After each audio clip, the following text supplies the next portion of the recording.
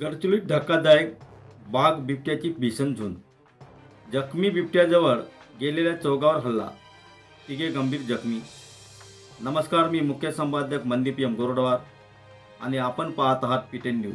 गडचिरोली जिल्ह्यात एक धक्कादायक आणि भीतीदायक घटना घडली आहे. चांभारडा येथे आज सकाळी सुमारे 8 वाजता वाघ आणि बिबट्या यांच्यात भीषण झुंज झाली. या झुंजीत वाघ वरचढ ठरला आणि बिबट्या गंभीर जखमी झाला. मात्र जखमी बिबट्याजवळ उत्सुकतेपोटी गेलेल्या 4 नागरिकांवर त्याने अचानक हल्ला चढवला.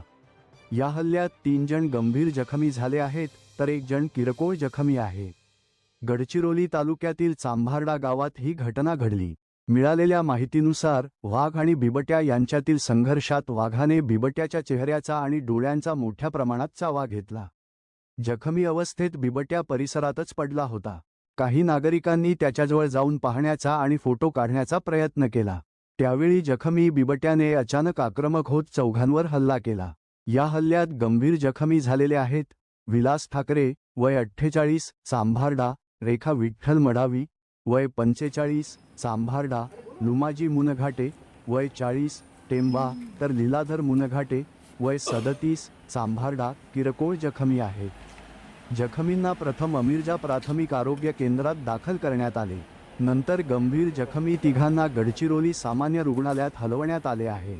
दरम्यान झुंजीनंतर बिबट्याचा मृत्यू झाल्याची माहिती वन विभागाकडून समोर आली आहे. या घटनेनंतर परिसरात भीतीचे वातावरण निर्माण झाले आहे. नागरिकांमध्ये वन विभागाच्या निष्क्रियतेबद्दल संताप व्यक्त केला जात आहे.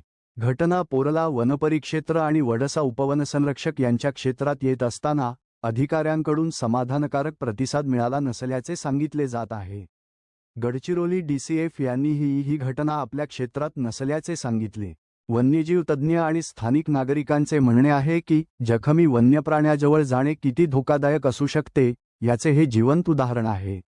प्रशासनाने नागरिकांना वन्यप्राण्यांपासून सुरक्षित अंतर राखण्याचे आवाहन केले आहे. ही घटना मानवी उत्सुकता आणि वन्यजीवांच्या नैसर्गिक वर्तनातील धोक्याची आठवण करून देते. पीटीएन न्यूज ही घटना सतत फॉलो करत आहे. अधिक अपडेट्ससाठी आमच्याशी जोडले राहा. पीटीएन न्यूज, सत्याची साथ, वेगाने.